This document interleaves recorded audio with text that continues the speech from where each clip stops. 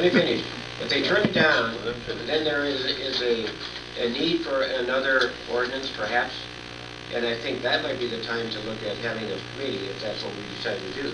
But you've got, what, 3 months right now. The moratorium won't go into effect if you have a moratorium until, what, a month or a month and a half or 2 months, whatever it takes to get a town meeting together and have that expense. We've heard that nothing is going to happen on building anything out there. There's no permit that's going to go into effect or to be applied for it. So why even have it? And I think if a committee is needed, the time would be after November when the town, if it doesn't accept the existing ordinance. Would that be the selectmen board agree to that? That if it's not, you go by the recommendations of a committee. It was stated that the selectmen will rewrite what's going on and change the ordinance once if it's denied. What's written. Well, I think that's up to whoever is on the right. selectmen. We're missing one person right now. We said, and that was if this ordinance that we put before the people is voted down, even if it's one vote, we will take the necessary steps to put an ordinance in that prevents windows. And use it. The thing is, we have put before the public 2 different things that were anti-wind. They both were voted down. This is the first time that a pro-wind ordinance has been put before the people. And they can be voted down. And that's why we wanted to give them a chance to look at something pro. I would like to ask the Board of Selectmen, how many signatures do I need before you listen to the voters this time? How many signatures will it take? Tell them, give me a number and I'll get them for you. That isn't the question. That is the question. We want fair representation in this town. That is the question. Well, exactly why that petition was circulated. We are representing it. There are more than 200 people in this town. Yes, there are. That's 20% of the last gubernatorial election. I'm talking. There are more than 200 people in this town, and we are representing all of them. We should be representing those who are for it and those who are against it. Right. And we tried to remain neutral.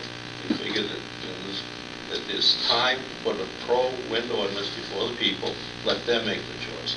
And if they make the choice, we have to live with it. We want to put windmills behind us, move on. We have a lot of things in this town, and that's why we put it forward. Okay. The issue that we were on was the wind ordinance committee, correct? We didn't really have much discussion amongst ourselves about developing a committee. I mean, we heard from Bob, who is putting his trust in the developer. No. He was saying that they said that they wouldn't.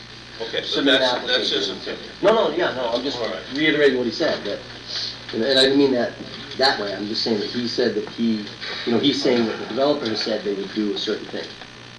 And I understand that the people that are on that petition don't feel that same way. So the issue that we were talking about, though, wasn't necessarily the petition any longer. It was a wind ordinance committee, and whether or not we could establish one. I guess is my understanding. I guess that would be a question for Gene. Can we establish a committee without a moratorium, by town rules? I'm not pro and negative on a committee, however. Yeah, if the selectmen vote to establish an ad hoc committee, selectmen say vote to do that. We're not going to go with a moratorium, but if we sat here and voted to put 3 and 3 people together or whatever, and just let them work on something, that way you've got both sides represented. The reason I feel that we should have a wind ordinance committee to develop a proper and a legal wind ordinance is because the one that's currently proposed, the one that we have on the table now, that was amended, but for noise purposes, was created by 2 selectmen. So you had basically two people writing that ordinance. And in that ordinance, I feel, after reading it thoroughly, that it creates a zoning area for the in-town area.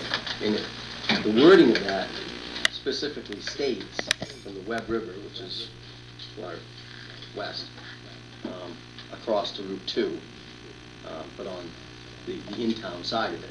And from the Androscoggin River all the way up to the Carthage-Dixfield town line. So if you can vision this, I don't have anything wrong, but it's a rectangle basically from the Androscoggin River to the Carthage town line, with the Webb River and Route 2 as the boundary lines, where they can't build.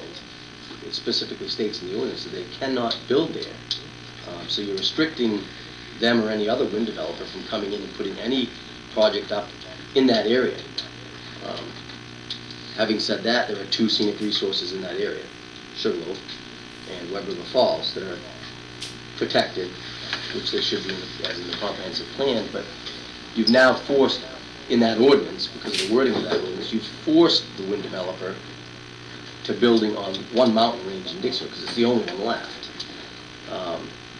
And if you look back in regards to Dixfield's comprehensive plan and the scenic resources, which are outlined in the current wind ordinance, the citizens voted back in November of 2010, I believe it was. In November of 2010, actually the select board made a motion or a recommendation to remove Colonel Holman from the scenic resource section of the comprehensive plan, and I have concerns about that, why Webb River and Twin Mountain Sugarloaf wasn't just Colonel Holman. Regardless, it was sent to the town to vote on that, and the town voted 516 to 451 to leave Colonel Holman as a scenic resource. Now, if you read the ordinance that was put forward for us to review, that we're asking the town to vote on, it specifically states that the wind energy facility unit can't be built within 4,000 feet of any scenic resource as defined in Dixfield's comprehensive plan. So I feel that the ordinance we have right now, whether they have understood it correctly or not, he seemed to think that it was Holman Mountain that was a scenic resource, when in actuality it's Colonel Holman Mountain. The ordinance that we have right now prohibits Patriot Renewable or any other wind developer from developing anywhere in the town, because you've got a zoning section for the in-town area and Colonel Holman listed as a scenic resource in the comprehensive plan. So literally, if the town votes on that ordinance in November, we're back to the other situation that I argued so heavily about, that, I said if we vote, we've got a yes vote. There's no choice. Right now, you'd have a no vote. Because if you vote on the Clark Donahue ordinance, it would restrict them from building on Colonel Holman or in town, in the in-town area, because of all its scenic resources. And if the town votes no, we're going to write an even more restrictive ordinance. That's why I feel a wind committee should be put together so that they can look at all of those aspects. We're all busy. There's 4 of us now. But I think it should be a panel of people who are pro-wind, anti-wind, neutral, unbiased, whatever. Whether it's 6 people or 10 people, I think that they would be able to come up with a more informed decision that obviously Gene would run through MMA for legal vetting when it was done. That's my reason behind it, because right now I think we're running into a problem with the way the ordinance is currently written. So I just wanted to say that. What I had an issue with after reading it, I hadn't read the Clark Donahue part until the last 2 days. And my issue with it is there's a lot of bias in it as far as locations and what is deemed a no-wind zone by just the way it's written in the triangle, like he said. So that, honestly, I've actually sent a thing in today to the MMA to ask a question on it and how to proceed with it, because I feel that it's biased and it doesn't actually stand up. Whether it's gone to a lawyer before, then it was rewritten because of Patriots Renewable didn't understand, wanted clarification. Well, the clarification still hasn't been done, because in the process we don't have a zoning committee in this town. We don't have zones, yet it creates a zones. And it's put forward for the people to vote on, but it's creating a zone and we don't have a zoning issue here. It eliminates building wind projects in that area, but nothing else. So that, to me, is a bias against anything else going there. If it was gonna be an issue of not building anything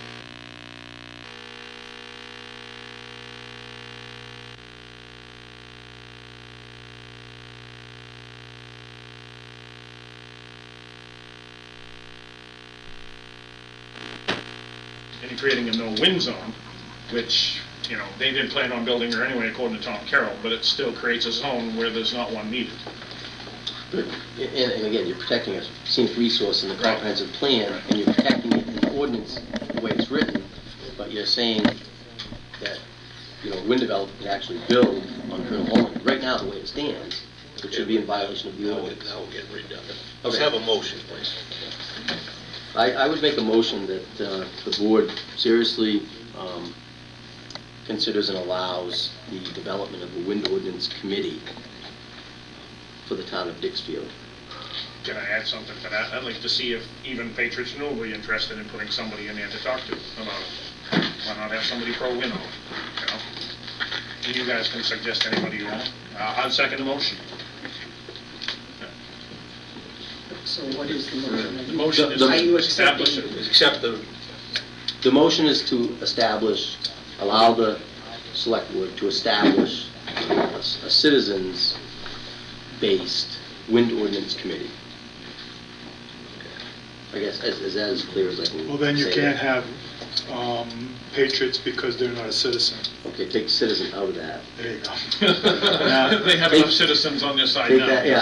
so- So, then I make a motion for the select board to allow the development of a wind ordinance committee for the town of Dixfield. I'll second. okay, now who's gonna select the people that are on it? I think it should be a discussion amongst us. I think we should, one, I guess send we out. should have names, well, have people submit names that want to be What I, on what it. I would suggest is, send up, put an ad in the paper saying, if you would like to be on, would like to be on a wind ordinance committee for the town of Dixfield, And please submit your name to I'd the. like to add a decibel thing to that, have a decibel meter, so the first person that gets above a certain decibel is out of there. So there's Yeah. nobody screaming. No yelling and hollering. That's No right. screaming, Yeah. right. And again, this is something that you wanna do before we have the vote in November. Yes, because I feel that, And again, I'm gonna say, I think it's muddy in the water. well, I think the ordinance as it's written right now is illegal and improper. I think we should be able to get a clarification of that between now and then I'd on go the for that. current ordinance. If we had, It's gone through legal review already, Bob. I guess we could make it go through again. well, I don't mean a legal review, but the issue that was brought up here this evening. The zoning on and the scenic the resources. zoning Well, issue. making a zone. It's been so long since I've read it, I have Yeah. to refresh myself. I've got to refresh Yeah, I really do. myself. It's been a while since I've read it. Call for the question. Okay, all those in favor? Opposed?